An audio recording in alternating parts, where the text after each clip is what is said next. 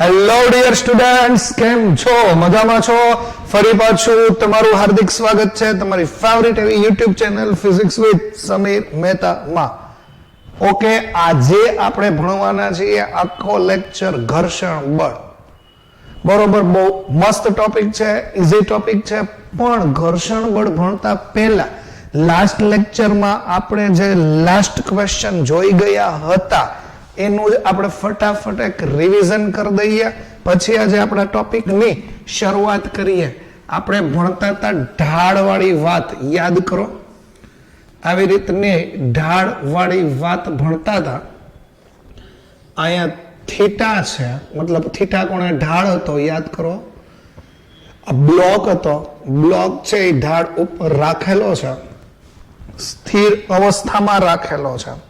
પછી આપણે એવું સમજતા હતા કે કેવી રીતે ભણાય, તો કે પેલા ઢાળની સપાટીને સમાંતર, આવું બધું જ તમને આવડે છે. એક્સ અક્ષ લેવાની, ઢાળની સપાટીને લંબ વાય અક્ષ લેવાની, આકૃતિની પ્રેક્ટિસ કરવાની જ છે ફરજિયાત. ઓકે, પછી આ બ્લોકની વાત હતી તો બ્લોકનું વજન બળ, બ્લોકનું વજન બળ mg નીચે તરફ હોય. પછી મેં તમને કીધું હતું કે અહીંયા એનો થીટા ખૂણો બને, શું કામ બને એ તમને ખબર છે. ના ખબર હોય તો લાસ્ટ લેક્ચર જોવો. તો અહીંયા mg ના તમને બે ઘટકો મળશે, કારણ કે બળ સદિશ રાશિ છે. એક ઘટક જે મળશે એને કહેવાનું છે mg cos થીટા, જેની હારે ખૂણો બને એ cos થીટા. એનાથી જે કાંઈ બીજું છે એને લેવાનું mg sin થીટા. યાદ કર્યું? ઓકે. mg ની અપોઝિટ, એક્ઝેક્ટ mg નો અપોઝ કરતું બળ હતું એને આપણે આર બળ કીધું હતું, કોન્ટેક્ટ ફોર્સ કીધું હતું ને સંપર્ક બળ કીધું હતું.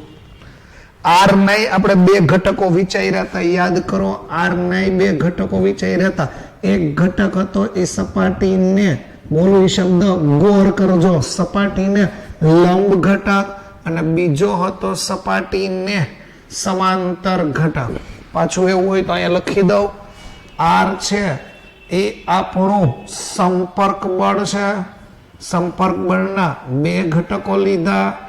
એક ઘટક લીધો આપણે સપાટીને લંબ ઘટક, બીજો ઘટક આપણે લીધો સપાટીને સમાંતર ઘટક.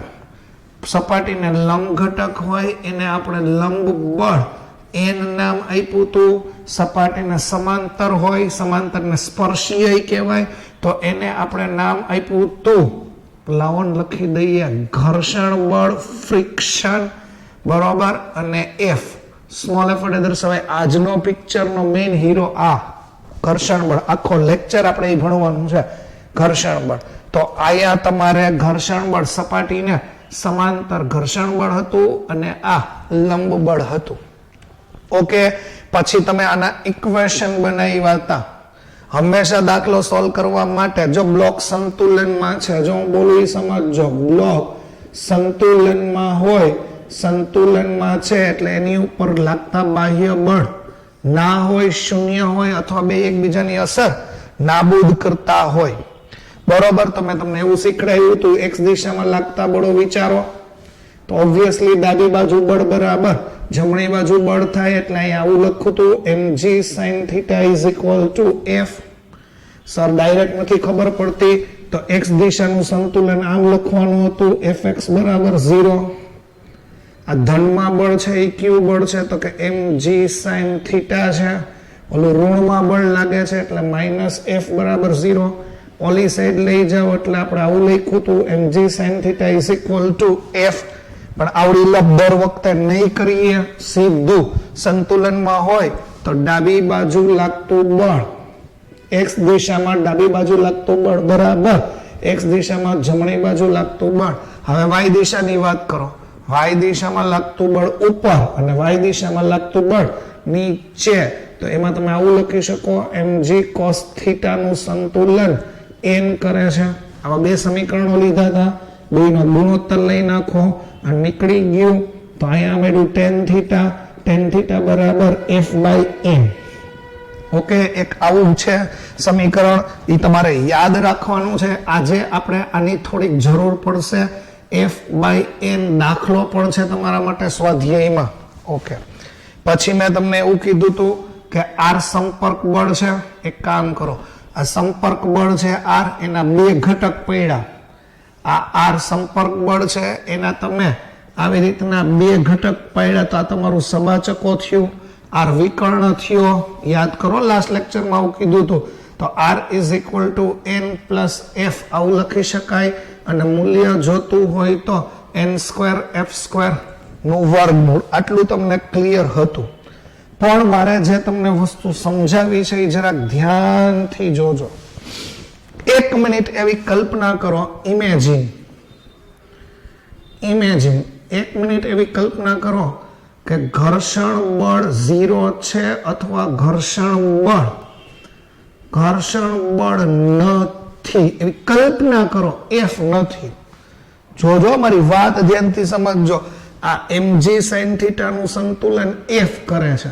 mg sin θ નું સંતુલન f કરે છે. હવે તમે એવી કલ્પના કરો કે ઘર્ષણ બળ નથી. જો ઘર્ષણ બળ ન હોય તો શું થાય? કલ્પના કરો, ઇમેજિન કરો. જો ઘર્ષણ બળ ન હોત અથવા ઘર્ષણ બળનું 0 મૂલ્ય થઈ જાય તો આ સંતુલન ના થાત. ઘર્ષણ બળ 0 હોત તો mg sin θ બરાબર f નો લખી શકાત, 0 થાત. 0 થાત તો એક જ બળનું વર્ચસ્વ હોત, એ માત્ર આ. તો વર્ડ સમજો મારો. જો ઘર્ષણ બળ કલ્પના કરો એવી, માની લ્યો, ઇમેજિન કરો કે ઘર્ષણ બળ લાગતું નથી, લીસી સપાટી છે, સ્મૂથ સપાટી છે, ઘર્ષણ બળ નથી. જો ઘર્ષણ બળ ન હોત તો તમારો બ્લોક સ્થિર ન રહી શકત. તમારો બ્લોક આ mg sin θ ઘટકની અસર હેઠળ નીચે તરફ ગતિ કરત. ભવિષ્યકાળ f નો હોત, આ કલ્પના કરો કે f નથી, f બળ જ નથી લાગતું, તો mg sin θ ની અસર હેઠળ એ પદાર્થ નીચે તરફ ગતિ કરવા લાગત. યાદ રાખો, ગતિ કરવા લાગત. તો હું બોલું છું એ યાદ રાખજો. ઘર્ષણ બળની ગેરહાજરીમાં થતી ગતિને, આવી ગતિ થાય જ નહીં, કારણ કે વ્યવહારમાં ઘર્ષણ બળ હાજર હોય જ. ઘર્ષણ બળની ગેરહાજરીમાં થતી ગતિને અપેક્ષિત ગતિ કહેવાય. ઇંગ્લિશમાં કહેવાય ઇમ્પેન્ડિંગ મોશન. ઇમ્પેન્ડિંગ મોશન કાલ્પનિક ગતિ. કેવી ગતિ? ઘર્ષણ બળની ગેરહાજરીમાં થતી ગતિને અપેક્ષિત ગતિ કહેવાય, ઇમ્પેન્ડિંગ મોશન કહેવાય, કાલ્પનિક ગતિ કહેવાય. વાસ્તવમાં રિયલ લાઈફમાં ઘર્ષણ બળ લાગતું જ હોય. વધતા પ્રમાણમાં, ઓછા પ્રમાણમાં ઘર્ષણ બળ વિનાની ગતિ શક્ય નથી. આ યાદ રાખજો. આ તો એક કન્સેપ્ટ છે, શબ્દ આવશે. ઇમેજિન કરો, ધારો કે ઘર્ષણ બળ ન હોત તો બ્લોક સંતુલનમાં નો રહેત તો mg sin θ ની અસર હેઠળ શું કરત ગતિમાં? યાદ કરો, ઢાળ ઉપર રેકડી હોય તો શું હોય? ઢાળ ઉપર આમ રેકડી રાખી હોય ને, રેકડી તો પૈડાની પાછળ એ લોકોએ પથરા રાખ્યા હોય. યાદ કરો, આવું હોય જ. પૈડાની પાછળ પથરા રાખ્યા હોય. પથરા લઈ લ્યો તો સીધું. મતલબ ઘર્ષણ બળ ના હોય તો mg sin θ ની અસર હેઠળ નીચે તરફ ગતિ કરવા લાગત. તો ઘર્ષણ બળની ગેરહાજરીમાં થતી આવી ગતિને અપેક્ષિત ગતિ કહેવાય, ઇમ્પેન્ડિંગ મોશન કહેવાય. આ વસ્તુ યાદ રાખજો. વાસ્તવમાં ઘર્ષણ બળ વિનાની સપાટી શક્ય નથી. ઓકે, તો આ બધા જ કન્સેપ્ટ બહુ ઇમ્પોર્ટન્ટ છે. તો ડોન્ટ ફોરગેટ, ભૂલના મના હે. બરોબર, ભૂલા તો નહીં મજા આવે તમને. આ યાદ રાખજો, તમારે ભણવાનું છે. આજનો પિક્ચરનો હીરો છે એ શું છે? ઘર્ષણ બળ છે. રેડી? લગભગ અમુક વસ્તુ ઘણા બધા લોકોને ખબર નથી હોતી. ઘર્ષણ બળના મુખ્યત્વે 3 પાર્ટ્સ છે. હા, આ બહુ ડીપ વસ્તુ ભણો ને ત્યારે તમારે સમજવાની વાત આવે છે. એક છે સૂકું ઘર્ષણ, बीजू छे तरलमां उद्भवतुं घर्षण। तरल शब्द मैं तमने पहला समजावी दीधो तो तरलमां उद्भवतुं घर्षण। अने त्रीजું आवे छे ने एने कहेवामां आवे छे आंतरिक घर्षण। आंतरिक घर्षण जो आ एना मेन प्रकारो छे बरोबर। घणा लोकोने आ वस्तु खबर नथी होती। तमारे तो अत्यारे चेप्टर 5 में आज भणवानुं छे सूकું घर्षण। आ तरल घर्षण छे ई चेप्टर नंबर 10 में आवे छे 11मा धोरणनो। आंतरिक घर्षण आखे आखું केमिस्ट्री नी अंदर आवे छे बरोबर। अत्यारे तो तमे आनी उपर फोकस थवाना छो। सूकું घर्षण एटले शुं? तमे ग्रीस नो कर्युं होय, धारो के आ सपाटी छे बरोबर ने सपाटी उपर धारो के तमे आ कोई एक बुक ने धक्को मारो छो तो बुक आगळ जाती होय तो तमारुं घर्षण बळ छे एम पाछळ लागतुं होय। कहेवानो मीनिंग ऊंजण कर्या विनानी सपाटी होय जेमां कीचुड कीचुड अवाज आवता होय, घन पदार्थो वच्चे कई बी थતું होय, घन पदार्थो वच्चे घर्षण। तो एवा घर्षणने सूकું घर्षण कहेवाय। तरल एटले शुं? प्रवाही वायु वच्चे, प्रवाही अने वायुमां घन पदार्थ डुबाडता जे घर्षण थતું होय एने तरल घर्षण कहेवाय। केमिस्ट्रीमां एक शब्द मस्त आवशे स्निग्धता, विस्कोस, स्निग्धता, चीकणापणું। ई બધું આપણે ચેપ્ટર 10 માં ભણવાના છીએ। આંતરિક ઘર્ષણ એટલે અણુઓ વચ્ચે થતું ઘર્ષણ, પરમાણુઓ વચ્ચે થતું ઘર્ષણ બરોબર। એમાં એનો સમાવેશ થાય। આ તો તમને જસ્ટ ફોર નોલેજ આવું કીધું કે તમે જે કંઈ ભણવાના છો એ सूकું ઘર્ષણ ભણવાના છો। घर्षण बळना हवे तमे आ चेप्टरमां એટલે सूका घर्षण बळना હું લખીશ નહીં सूकું, તમારે સમજી જવાનું। તમારે ભણવાના છે એ 3 પ્રકારો આ છે। એક તમારે ભણવાનું છે સ્થિત ઘર્ષણ બળ, આ શું છે? પછી તમારે ભણવાનું છે ગતિક ઘર્ષણ બળ અને ત્રીજું તમારે ભણવાનું છે રોલિંગ ઘર્ષણ બળ। સ્થિત ઘર્ષણ બળને સ્ટેટિક ફ્રિક્શન કહેવાય ઇંગ્લિશમાં, ગતિકને ઇંગ્લિશમાં કાઇનેટિક ફ્રિક્શન કહેવાય, આને કહેવામાં આવે રોલિંગ ફ્રિક્શન। ઓકે, સ્થિત ઘર્ષણ બળ સ્થિર અવસ્થામાં પદાર્થ હોય ને, નામ ઉપરથી છે સ્થિર અવસ્થામાં પદાર્થ હોય ત્યારે લાગતું ઘર્ષણ બળ। ગતિક ઘર્ષણ બળ પદાર્થ ગતિમાં હોય ને ત્યારે લાગતું બળ રોલિંગ ઘર્ષણ બળ। લ્યો આ રોલિંગ, આ માર્કર છે આ મૂકી લ્યો, રોલિંગ બરોબર। આ ગોળ ફરતું હોય આવી રીતનું આ રોલ થતું હોય ત્યારે લાગતું ઘર્ષણ બળ એને રોલિંગ ઘર્ષણ બળ કહેવાય બરોબર। આખી ચેપ્ટરનો મતલબ આખા ટોપિકનો હૃદય અત્યારે હું તમને કહી દઉં છું। ભણાવીશ બધું ડીપમાં થિયરી લાઈન ટુ લાઈન, પણ પછી તમારે આટલી વસ્તુ ભૂલવાની નથી। ભૂલ્યા તો ગયા।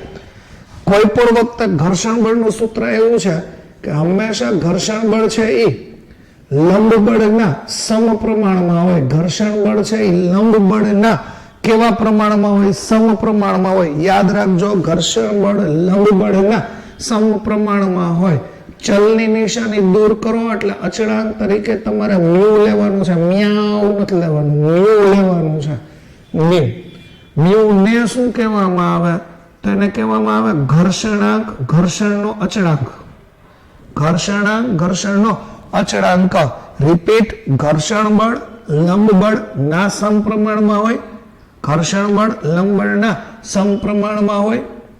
ચલની નિશાની દૂર કરી તો મ્યુ આવ્યું, મ્યુને કહેવાય ઘર્ષણાંક। આ સૂત્ર મારે આના માટે લખવું હોય સ્થિત ઘર્ષણ માટે તો એ સૂત્ર હું આમ લખીશ, જુઓ એ સૂત્ર આમ લખીશ, F is equal to mu અને n। સ્થિત એટલે સ્ટેટિક નો પહેલો લેટર S છે તો Fs mu s n આનું સૂત્ર થશે। સમજાય છે? ગતિક ઘર્ષણ માટે સૂત્ર લખવું હોય તો F બરાબર, હવે તો તમને સમજાય જ ગયું, mu અને n। ગતિકનો પહેલો લેટર કાઇનેટિક તો mu k n। રોલિંગ માટેનું સૂત્ર તમારે અવેલેબલ નથી પણ છતાંય જો લખવું હોય તો mu r અને n પહેલો લેટર્સ।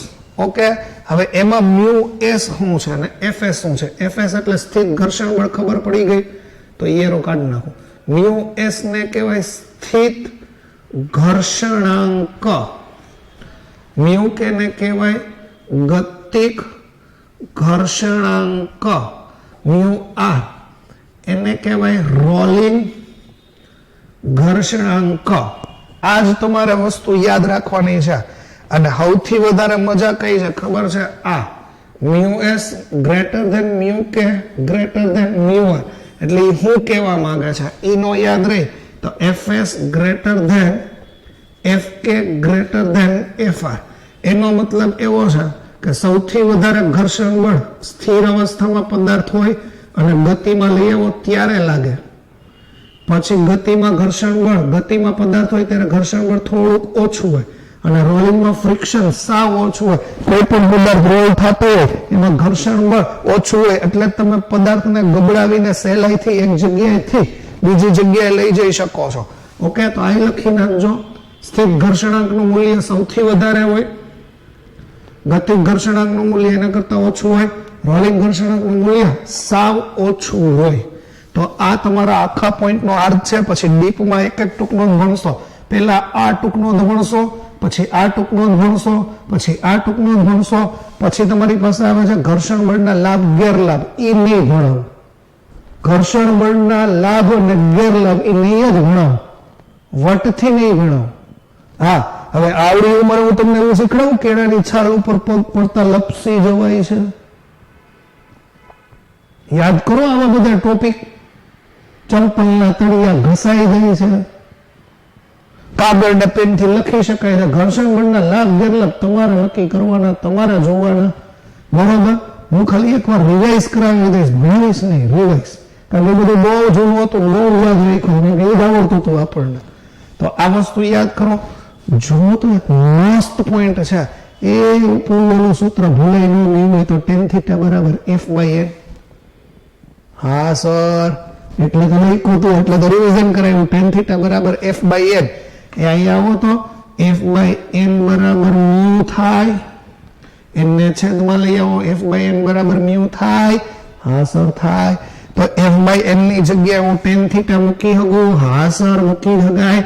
તો tan θ બરાબર મ્યુ થયું. એલાવ નવું સૂત્ર મળ્યું. શું કર્યું? કાંઈ નહીં. એલાવ આનો સૂત્ર હતું જો tan θ બરાબર f/n. ઓબ્વિયસલી આ થીટા હોય તો આ થીટા જ હોય. tan θ ગોતી લ્યો સામેની બાજુ એટલે આ થાય f/n. તો f/n ની જગ્યાએ મ્યુ લખી શકાય અને f/n ની જગ્યાએ tan θ લખી શકાય. તો છોકરાઓ અહીંયા કેવું થયું હોય છે જોવો તો. fs ના છેદમાં n બરાબર મ્યુ s થયું. fs ના છેદમાં n એટલે તમે લખી શકો tan θ. ખૂણામાં s લખવું હોય તો ઠીક છે, ના લખો તોય કાંઈ નહીં. એને તમે લખી શકો tan θ બરાબર મ્યુ s. આને તમે લખી શકો fk/n બરાબર મ્યુ k. તો tan θ બરાબર મ્યુ k લખી શકાય. આમાંય લખી શકાય પણ એ લખતા નથી. એ તો અહીંથી ખબર પડી જાય. મ્યુ s લખો તો સ્થિર ઘર્ષણાંક, k લખો તો ગતિક ઘર્ષણાંક. આ બધા પોઈન્ટ છે ને એ તમારા દાખલા અને MCQ સોલ્વ કરવાની શોર્ટકટ છે. હજી તો કન્સેપ્ટ હવે ચાલુ થશે, ટૂંકનો હવે ચાલુ થશે. પણ આટલું આવડી જાય ને તોય તમારી ગાડી કે અટકે નહીં. સામાન્ય બુદ્ધિ, સ્થિર અવસ્થામાં લાગતું ઘર્ષણ બળ, ગતિમાં હોય ત્યારે લાગતું બળ, રોલ થતું હોય ત્યારે લાગતું ઘર્ષણ બળ. સ્વાધ્યાયનો કે ઉદાહરણનો એક એટલો મસ્ત દાખલો છે, લગભગ સ્વાધ્યાયનો છે. એ લોકોએ આખું પત્તું ગણ્યું છે, એમાં 15 ડિગ્રી આપ્યું છે. કાંઈ જ નથી કરવાનું, એ 15 ડિગ્રી મૂકી દો, tan 15 અને પાછળ નેચરલ tan જોઈ નાખો. બીજા સ્ટેપે જવાબ. એના માટે અડધું પેજ ભર્યું છે. બ્રેન યુઝ કરશો તો દાખલાની અંદરથી એટલી બધી જબરદસ્ત શોર્ટકટ્સ મળશે કે ના પૂછો વાત. ઓકે, તો આટલું ફટાફટ રિપીટ કરી લ્યો. આપણે આ ટૂંક નોંધમાં આગળ વધ્યા છીએ અને ભણીએ છીએ લાઈન ટુ લાઈન ટૂંક નોંધ. કઈ ટૂંક નોંધ? સ્થિત ઘર્ષણ બળ. ઓકે, તો ફટાફટ રિવાઇઝ કરી નાખો. ઘર્ષણ એટલે શું? આપણો નેક્સ્ટ ટોપિક. એમાં આપણે ભણવાના છે સ્થિત ઘર્ષણ બળ. પણ થોડુંક ધ્યાનથી મિત્રો સમજવા જેવો પોઈન્ટ છે. થિયરી મેં લખી છે પણ હું તમને એનું કન્ક્લુઝન અહીંયા સમજાવું છું કે શું કહેવા માંગે છે. ખરેખર ઘર્ષણ કઈ રીતે ઉત્પન્ન થાય છે પહેલા સમજો. આપણે એક એવી વસ્તુ લઈએ, ધારો કે એક ટેબલ છે, આ ટેબલ છે એવું વિચાર. અને ટેબલ ઉપર ધારો કે એક બ્લોક પડ્યો છે, લાકડાનો ટુકડો અથવા સનમાઇકાનો ટુકડો અથવા એક પુસ્તક એવું પડ્યું છે એવું વિચારો. હવે જ્યારે તમે આ બધાને સૂક્ષ્મદર્શક યંત્રમાં માઇક્રોસ્કોપમાં જુઓ ને ત્યારે થાય શું, આ તમને જે સપાટી એકદમ લીસી દેખાતી હોય વાસ્તવમાં આવી રીતે ખરબચડી હોય. માઇક્રોસ્કોપમાં જોવો ત્યારે લીસી દેખાતી સપાટી એ એકચ્યુઅલી ખરબચડી હોય, ચડાવ ઉતાર વાળી હોય, ઢોળાવ ટેકરા વાળી હોય. આ હું ટેબલની વાત કરું છું. આ ટેબલની લીસી દેખાતી સપાટી માઇક્રોસ્કોપમાં છોકરાઓ આવી દેખાય. સેમ વાત આપણે કરીએ ઉપર બ્લોકની સપાટી એ લીસી છે, ધારો કે એવું વિચારીએ બ્લોકની સપાટી પણ લીસી છે, પણ જ્યારે તમે બ્લોકને માઇક્રોસ્કોપમાં જોવો છો ત્યારે બ્લોકની એ લીસી સપાટી છોકરાઓ આવી રીતે દેખાતી હોય. ધારો કે આ બ્લોક છે અને ટેબલ છે. માઇક્રોસ્કોપમાં વસ્તુ વિવર્ધિત દેખાય હોય એના કરતા મોટું દેખાય. આ વર્ડ સમજજો. આપણને સપાટી એમ લીસી દેખાતી હોય, પણ માઇક્રોસ્કોપમાં તમે સપાટી જુઓ ને એટલે ખાડા ટેકરા વાળી, શૃંગત વાળી અને ખરબચડી સપાટી દેખાતી હોય. હવે વાત કેવી છે વર્ડ સમજજો. આ આટલું ડીપ છે એટલે હું શું કહું છું નહીં સમજજો, પછી તમને આખી વાત સમજાવું. ધારો કે આ ટેબલના અણુઓ છે એવું વિચાર, અને અહીંયા આ ઉપર છે એ તમે જે કંઈ બ્લોક લ્યો છો એ બ્લોકના અણુઓ છે, અણુના લેવલે થતી ઘટના છે. હવે થાય શું, અહીંયા ન્યૂટન ગતિના ત્રીજા નિયમનું પાલન થતું હોય. મતલબ આ ટેબલનો એક અણુ બ્લોકના અણુ પર બળ લગાડતો હોય, બદલામાં બ્લોકનો એક અણુ ટેબલ ઉપર બળ લગાડતો હોય એટલે ટેબલના અણુ ઉપર. મતલબ ટેબલનો અણુ બ્લોક ઉપર એટલે બ્લોકના અણુ ઉપર ને બ્લોકનો અણુ ટેબલના અણુ ઉપર. ઇન શોર્ટ આ બધા અણુઓ વચ્ચે એક જાતનું બળ પ્રવર્તતું હોય, ફેલાયેલું હોય, આને કહેવાય આંતર આણ્વીય બળ, આકર્ષણ બળ. આ બધા અણુ વચ્ચે બળ લાગતું હોય. હવે આ વસ્તુ ધ્યાનથી સમજજો. બરોબર, ન્યૂટન ગતિના ત્રીજા નિયમ પ્રમાણે આઘાત પ્રત્યાઘાત અણુ વચ્ચે બળ લાગતું હોય એટલે પરિણામી બળ આ બધા વચ્ચે કેવું હોય, એકદમ સ્થિર શૂન્ય. ઓકે, હવે બીજી વાત ધ્યાનથી સમજો. બીજી વાત મારે તમને જે સમજાવી છે એ જુઓ કે આ બ્લોકનો ધારો કે આ ઉપસેલો પાર્ટ છે, આ બ્લોકનો ઉપસેલો પાર્ટ છે, તો ટેબલનો આ ખાડાવાળો ભાગ છે. એટલે આ બધા વચ્ચે એક જાતનું એક વેલ્ડિંગ થઈ ગયું હોય. એ વેલ્ડિંગને કહેવામાં આવે કોલ્ડ વેલ્ડિંગ. હોટ વેલ્ડિંગ નહીં, હોટ વેલ્ડિંગ કોઈની છૂટું ના પડે. કોલ્ડ વેલ્ડિંગ એટલે કહેવાનો મીનિંગ આમ જલ્દીથી વચ્ચે છૂટાછેડા થઈ શકે એવું, આમ જન્મ કા બંધન હે તુમારા અમારા એવું નથી. કોલ્ડ વેલ્ડિંગ હોય. કોલ્ડ વેલ્ડિંગ જો આનો આ ખાડાવાળો ભાગ હોય તો આનો ઉપસેલો ભાગ હોય. જો આનો આ ઉપસેલો ભાગ છે તો આનો આ ખાડાવાળો ભાગ છે. આનો ખાડાવાળો ભાગ તો આનો ઉપસેલો ભાગ. હવે જોજો આ બે વચ્ચે શું હોય, કોલ્ડ વેલ્ડિંગ. હવે જ્યારે તમે બ્લોકને બારથી ધક્કો મારો, બળ આપો એટલે શું થાય ખબર છે? બળ આપો એટલે શું થાય? જો શબ્દ સમજો, અહીંયા નહીં, આમાં સમજાવું છું.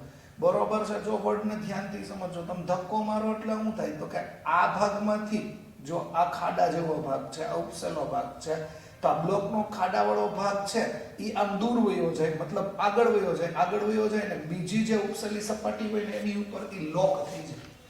ઓકે, મારો કહેવાનો મીનિંગ છે ને ધ્યાનથી હજી સમજો. ધારો કે આ જુઓ, આ પાર્ટ જુઓ, આ પાર્ટ, આ એનો ખાડા જેવો ભાગ છે અથવા ટેકરા જેવો ભાગ, તમને જે સમજાય એમ જોઈએ. આની હારે લોકમાં છે.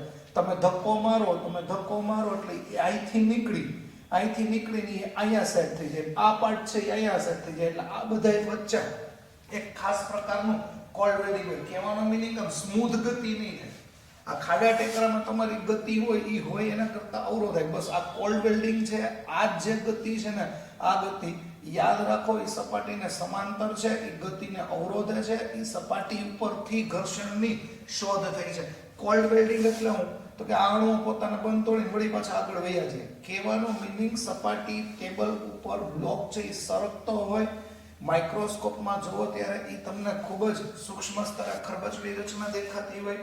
એટલે એક ખાડામાંથી બીજા ખાડામાં, બીજામાંથી ત્રીજા ખાડામાં જતું હોય એટલે ગતિ અવરોધાતી હોય, જે આપણને દેખાતું ના હોય નરી આંખે. બરોબર. અને જો ધારો કે આવું કાંઈ ન સમજાય તો તમે રિયલ લાઈફમાં વાત સમજો. ધારો કે તમારી પાસે બોલ છે, બોલને તમે આમ ગબડાવો તો એ હાયલું જ નહીં જાય. આફ્ટર સમ ટાઈમ એની ગતિ મંદ પડીને ઊભું રહી જાય. તો એનું કારણ શું? તો કે બોલની સપાટી અને જમીનની સપાટી વચ્ચે કંઈક પ્રકારનું બળ લાગતું હોય કે જે ગતિને અવરોધે છે.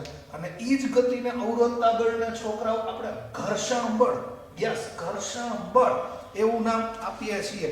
હાવ જ સિમ્પલ વાત હું તમને કરું છું. કોઈ પણ પદાર્થ છે એને તમે એકવાર બળ આપીને મૂકી દો તો લાઈફ ટાઈમ સુધી નહીં હાલે. થોડાક ટાઈમ પછી એની ગતિ મંદ પડશે, એટલે કે ધીમી પડશે. ધીમી પડીને સ્ટોપ થશે. તમે તો સ્ટોપ નથી કર્યું તો સ્ટોપ હું કામ થાય? તો યાદ રાખો, આ સપાટી અને બોલની સપાટી વચ્ચે કાંઈક એવું અદ્રશ્ય બળ લાગતું હોય કે જે ગતિને અવરોધે છે. એ ગતિને અવરોધતા બળને છોકરાઓ આપણે ઘર્ષણ બળ એવું નામ આપીએ છીએ. હાવ સિમ્પલ વાત તમને કરું છું. બરોબર. ધારો કે આ સપાટી છે, આવી સપાટી લખી દઉં. એનો મતલબ કે એમાં ઘર્ષણ બળ લાગે છે. ઘર્ષણ બળ હંમેશા ગતિનો વિરોધ કરશે. ઘર્ષણ બળ હંમેશા ગતિનો વિરોધ કરશે. તમે લગાડેલા બળની વિરુદ્ધ દિશામાં લાગશે અને સપાટીને સમાંતર લાગશે.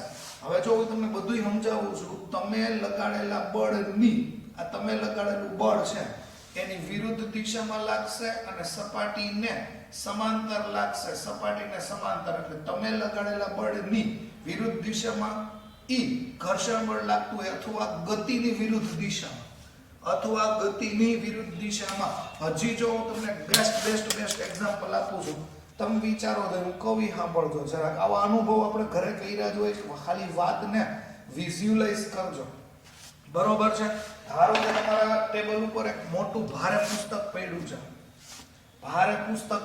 બરોબર. તમે એને થોડુંક નાનું બળ આપ્યું, આંગળીથી બળ આપો તો પુસ્તક ખસશે નહીં. તમે એને નાનકડું બળ એટલે શું છે? ધારો કે આવી રીતનું પડ્યું છે, તમે એને આમ બળ આપ્યું તો એ હલ્યું નહીં. હવે એકચ્યુઅલી ન્યૂટનની ગતિનો બીજો નિયમ એવું કહે છે અને પહેલો નિયમ એવું કહે છે, જો તમે બળ લગાડો તો પદાર્થ ગતિમાં આવવો જોઈએ. ન્યૂટનનો બીજો નિયમ તો એમ છે, F = એને સૂત્રનો કરતા બનાવો તો F/m થાય. તમે બળ લગાડો એટલે પદાર્થ ખસવો જ જોઈએ અને પદાર્થ પ્રવેગી ગતિ કરવો જ જોઈએ, પણ આ પ્રવેગી ગતિ કરતો નથી. એનો મીનિંગ શું થયો?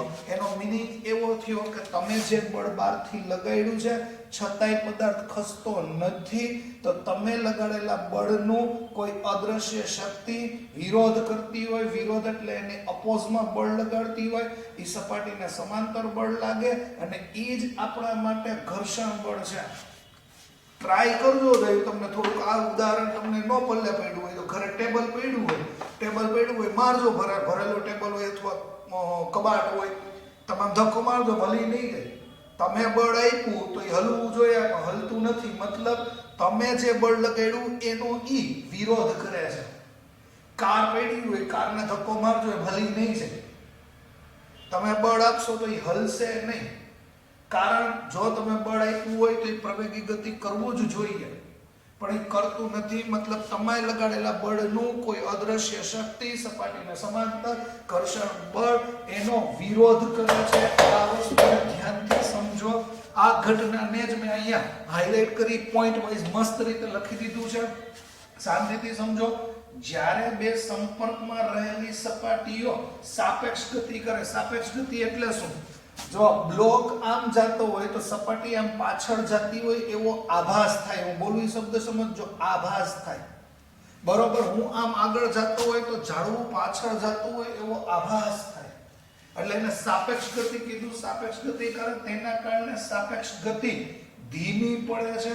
ધીમી પડવાનું કારણ એકમાત્ર છે જેને ઘર્ષણ કહેવાય. આ યાદ રાખો, જેને શું કહેવામાં આવે? ઘર્ષણ. બરોબર. બોલ ગબડાવો છો, આયલો જાય, અમુક સમય પછી સ્ટોપ થશે, ગતિ મંદ પડશે, વેગ ઘટશે. આનું કારણ એકમાત્ર કોણ? તો કે ઘર્ષણ છે. એ મેં આકૃતિ દોરી છે, પણ છતાંય થોડુંક ધ્યાનથી સમજો. ધારો કે ટેબલ ઉપર છે કોઈ એક સ્થિર પદાર્થ પડ્યો છે. કેવો પદાર્થ છે? સ્થિર પદાર્થ. એની ઉપર તમે F જેટલું આ બહારથી બળ લગાડ્યું તો પદાર્થ ખસવો જોઈએ. છતાંય પદાર્થ ખસતો નથી. નાનું બળ આપવાનું, માથે ચડી જવાનું. ઓછું બળ આપવાનું છે, પદાર્થ ખસતો નથી. તો એના રીઝન વિચારો કે શું કામ પદાર્થ ખસતો નથી. તો કે કાં તો તમે આપ્યું હોય બળ એની કેપેસિટી કરતા નાનું હોય, પણ ન્યૂટનની ગતિનો બીજો નિયમ તો એવું કહે છે કે બળ લગાડો એટલે પદાર્થ. ન્યૂટનની ગતિનો બીજો નિયમ તો એવું કહે છે કે બળ લગાડો એટલે પદાર્થ પ્રવેગથી ખસવો જોઈએ, પ્રવેગિત ગતિ કરવો જોઈએ, પણ પદાર્થ ખસતો નથી, સ્થિરનો સ્થિર જ રહે છે. તો એનું રીઝન હું, તમે બળ લગાડો છતાં હલતું નથી, બળ લગાડો હલતું નથી, એનું રીઝન હું? એનું રીઝન એ કે તમે લગાડેલા બળનું કોક અદ્રશ્ય શક્તિ એટલે કુદરત, નેચર વિરોધ કરે છે. આવા ધ્યાનથી સમજો. એટલે કે પદાર્થ પર લગાડેલા બાહ્ય બળ F ની, આ શબ્દ જો તો F ની વિરુદ્ધ દિશામાં, F ની વિરુદ્ધ દિશામાં કોઈક બળ, F ની વિરુદ્ધ દિશામાં, F ની વિરુદ્ધ દિશામાં, F ની વિરુદ્ધ દિશામાં કોઈક એવું બળ લાગતું હોવું જોઈએ કે જે આપણે લગાડેલા બળનો વિરોધ કરે છે. આપણે લગાડેલા બળનો શું કરે છે? વિરોધ કરે છે. જેથી શું થાય? જેથી એવું થાય આઘાત પ્રત્યાઘાત સપોઝ સમાન મૂલ્યના વિરુદ્ધ દિશામાં જાય તો પરિણામી બળ શૂન્ય થાય. પરિણામી બળ શૂન્ય થાય એટલે પદાર્થ ગતિ કરતો નથી. તો તમે લગાડેલા બળની વિરુદ્ધ દિશામાં સપાટીને સમાંતર, તમે લગાડેલા બળની વિરુદ્ધ દિશામાં સપાટીને સમાંતર લાગતા બળને, સપાટીને સમાંતર લાગતા બળને ઘર્ષણ બળ કહેવામાં આવે છે. પદાર્થ સ્થિર છે એટલે તમે એને નામ આપો છો સ્થિત ઘર્ષણ બળ. પહેલા તો આટલી વસ્તુ ધ્યાનથી સમજજો. હજી હું તમને એક વાત કહું છું. તમે કારને બળ લગાડ્યું, કાર ખસતી નથી. તમે કારને બળ લગાડ્યું, કાર ખસતી નથી. તો એનો મતલબ તમે લગાડેલા બળનો વિરોધ થાય છે. તમે કાર ઉપર આવડ સમજો, આ આપણી કાર જ છે. તમે કાર ઉપર બાહ્ય બળ F લગાડ્યું પણ કાર ખસતી નથી. એનો મતલબ શું થયો? એનો મતલબ એવો થયો કે ઘર્ષણ બળે, તમે લગાડેલું બળ 50 હોય તો ઘર્ષણ બળ 50 જ છે. બરોબર? તમે લગાડેલું બળ 50 છે તો ઘર્ષણ બળ કેવું છે? 50 છે. આવડ સમજો તો જ આ બે સમાન મૂલ્યના પરસ્પર વિરુદ્ધ દિશામાં થાય તો જ તમારી કાર ગતિ ન કરતી હોય. અને જો કારને ગતિ કરાવી હોય તો ઘર્ષણ બળનું મૂલ્ય હોય એના કરતા વધારે બળ આપવું જોઈએ. ઘર્ષણ બળ 50 હોય તો 50 કરતા ધારો કે વધારે બળ આપો તો લગભગ કાર એના માર્ગમાં આગળ વધી શકે. પણ પહેલા આટલો પોઈન્ટ માઇન્ડમાં સેટ કરો. શું કહેવા માંગે છે? ઘર્ષણ બળ હંમેશા ગતિ અવરોધક બળ છે. ઘર્ષણ બળ હંમેશા ગતિનો વિરોધ કરે છે. ઘર્ષણ બળ હંમેશા ગતિની વિરુદ્ધ દિશામાં લાગે. તમે આમ હાલતા હોય તો ઘર્ષણ બળ પાછળ લાગતું હોય. આવડ સમજો. એટલે એમ કહેવાય કે બાહ્ય બળની વિરુદ્ધ દિશામાં, બાહ્ય બળની વિરુદ્ધ દિશામાં ઘર્ષણ બળ હોય. ઘર્ષણ બળ સપાટીને લંબ નથી લાગતું, સપાટીને સમાંતર જ લાગતું હોય. સપાટીને સમાંતર જ લાગતું હોય. યાદ કરો, સપાટીને સમાંતર જ લાગતું હોય.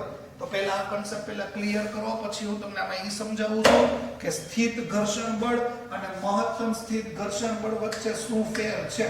સ્થિત ઘર્ષણ બળ, તો સ્થિત ઘર્ષણ બળ અને મહત્તમ સ્થિત ઘર્ષણ બળ વચ્ચેની સમજૂતી ફ્રેન્ડ્સ ઇમ્પોર્ટન્ટ ટોપિક છે. 15 મિનિટનો ટોપિક છે. સાવ અહીંયા જ ફોકસ રહેજો તો કન્સેપ્ટ સમજાશે. બાકી સૂત્રથી દાખલા તો થઈ જ જવાના છે.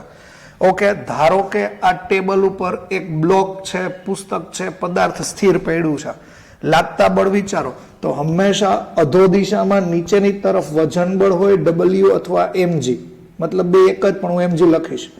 તો એનું સંતુલન ઉપર લંબ બળ એટલે કે સંપર્ક બળ R કરતું હોય. R અને N એક જ છે. R અને N જુદા જુદા ક્યારે હોય? જ્યારે ઢાળવાળી સપાટી હોય ત્યારે. ઓકે, એ જ વસ્તુ અહીંયા છે. તમે અહીંયા એવું લખી શકો કે N નું સંતુલન mg અથવા mg નું સંતુલન N કરે છે. એટલે ઉપર લાગતું બળ બરાબર નીચે લાગતું બળ. જેવું તમે બહારથી બળ આપશો એટલે તમારા બળનો વિરોધ કરતું બળ, સપાટીને સમાંતર બળ, ઘર્ષણ બળ આવી જશે. સ્થિર અવસ્થા છે માટે સ્થિત ઘર્ષણ બળ એવું કહી શકાય. શાંતિથી એક એક લીટી સમજવાની ટ્રાય કરજો. છેલ્લે હું તમને એક અદ્ભુત ઉદાહરણ આપીશ જેનાથી આખી ઘટના ક્લિયર કટ થઈ જશે. ધારો કે પદાર્થ ઉપર તમે ધન એક્સ દિશામાં, જો આ ધન એક્સ દિશામાં તમે એક સ્મોલ ફોર્સ, સૂક્ષ્મ બળ, નાનકડું બળ લગાડો છો, નાનકડું બળ તમે એફ લગાડ્યું, એફ તમે બળ લગાડ્યું, પણ છતાંય પદાર્થ છે છોકરાઓ, પદાર્થ એ ગતિમાં આવતો નથી, છતાંય પદાર્થ છે છોકરાઓ ગતિમાં આવતો નથી, બરોબર? એનો મિનિંગ શું થાય? તમે બળ લગાડ્યું છતાંય પદાર્થ ગતિમાં આવતો નથી, મતલબ તમારા બળનો વિરોધ થાય છે.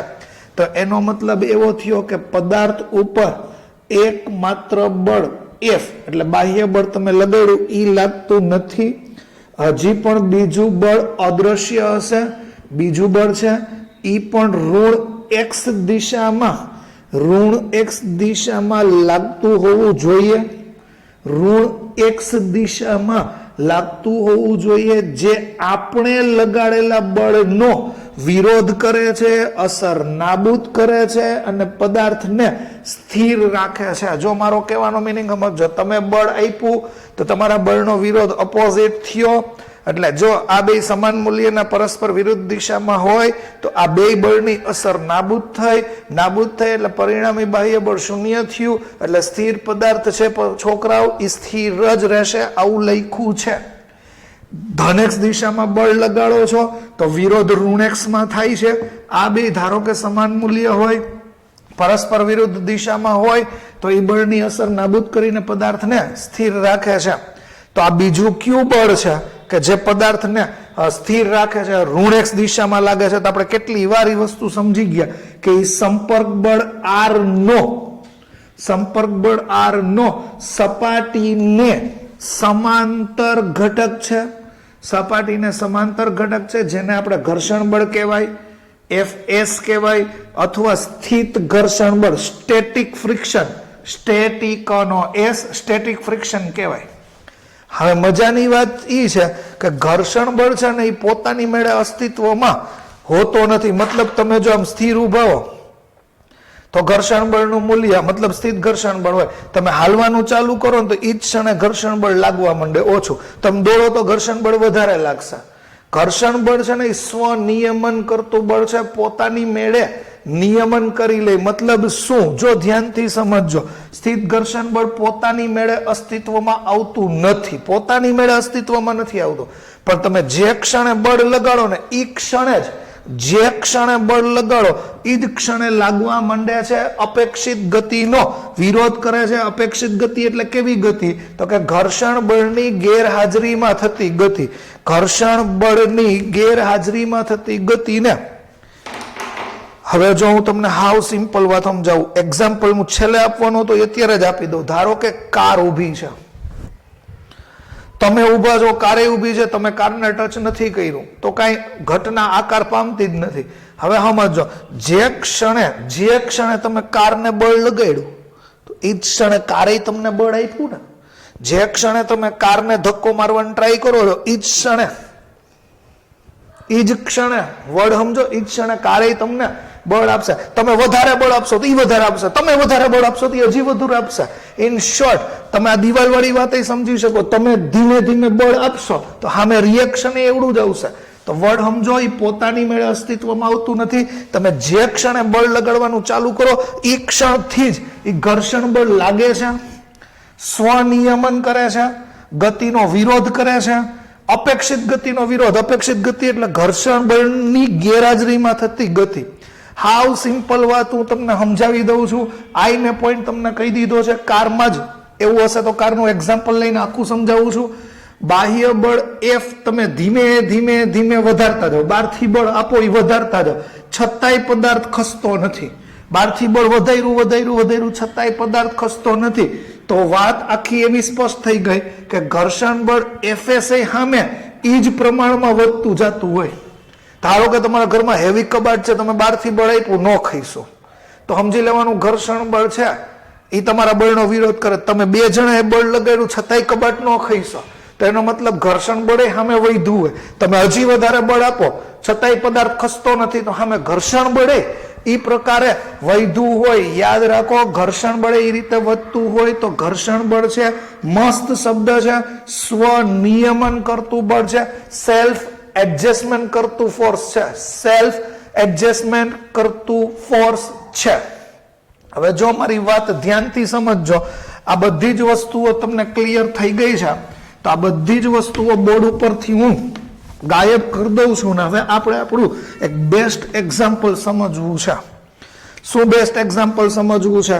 તો કે ધારો કે આ રોડ છે, આ રોડ ઉપર સ્થિર ઉભેલી આ કાર છે, આ કાર જ છે એવું સમજો, બંધ પડી ગઈ છે.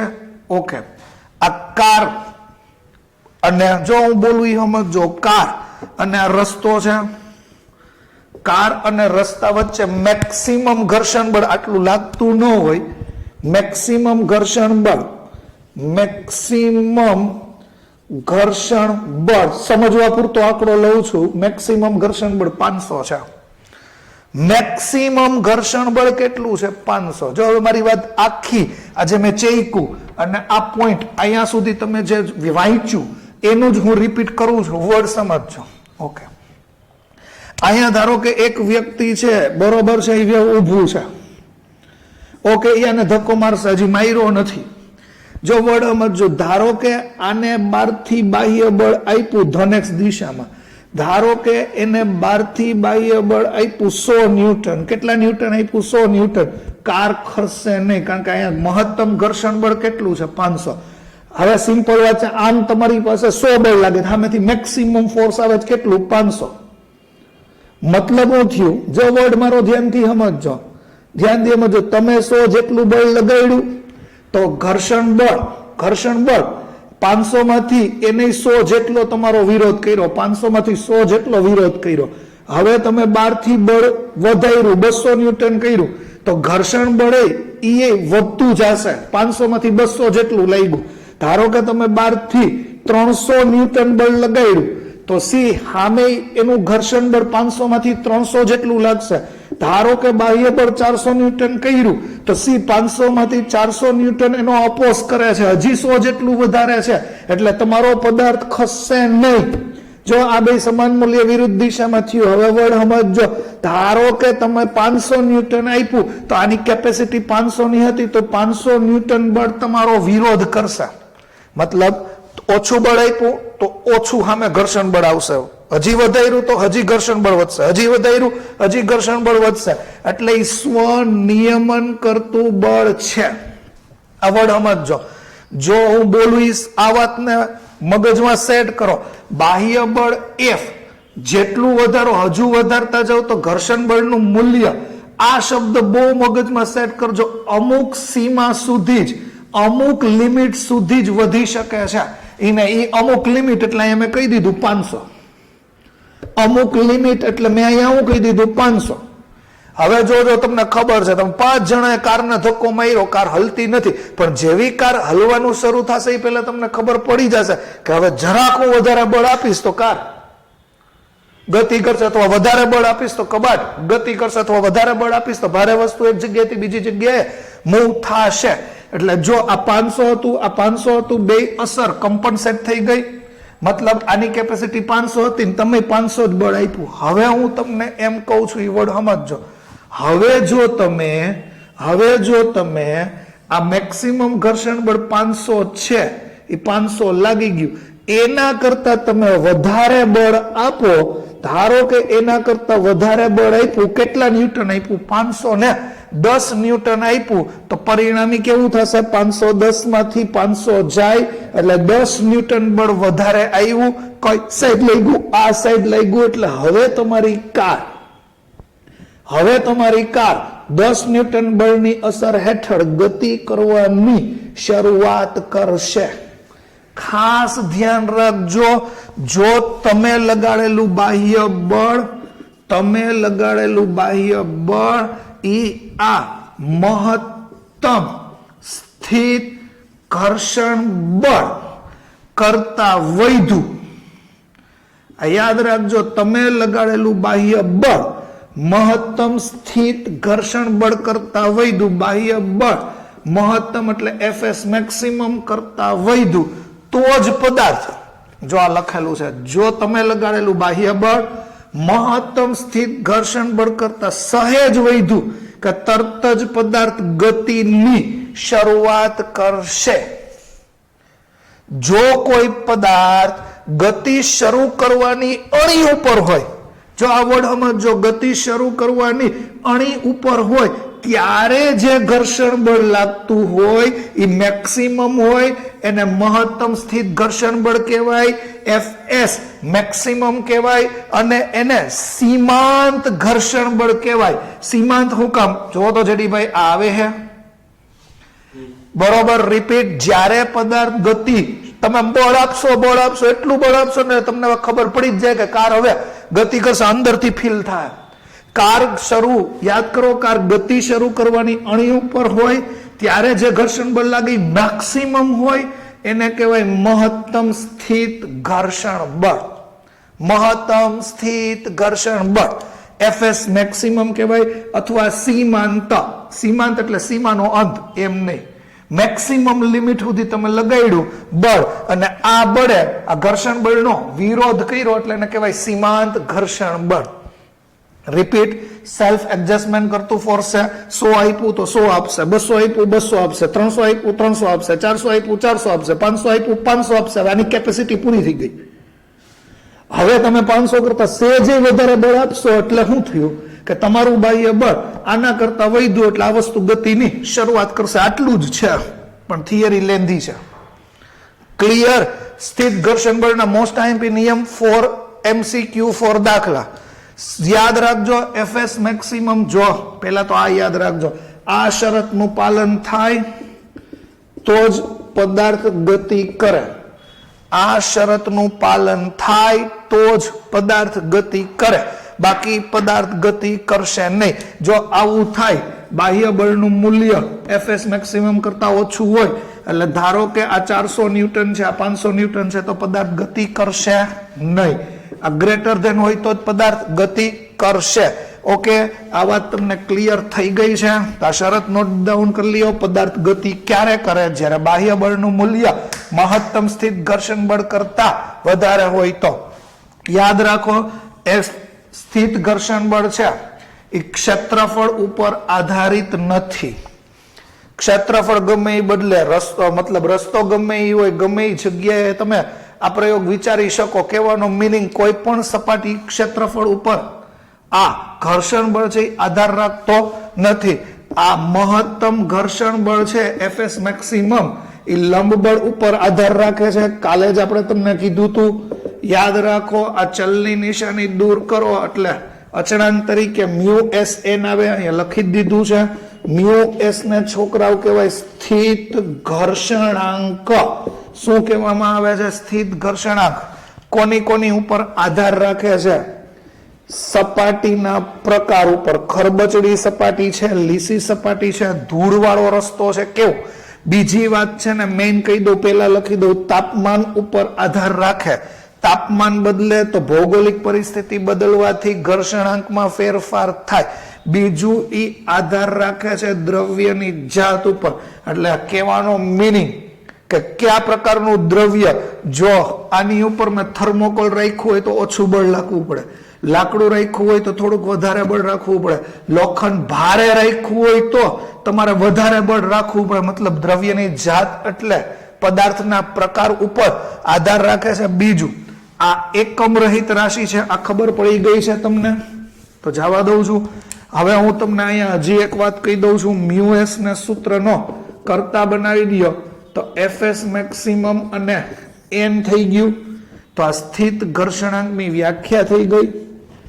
મહત્તમ સ્થિત ઘર્ષણ બળ અને લંબ બળના ગુણોત્તરને, મહત્તમ સ્થિત ઘર્ષણ બળ અને લંબ બળના ગુણોત્તરને મ્યુ એસ સ્થિત ઘર્ષણાંક કહેવામાં આવે છે.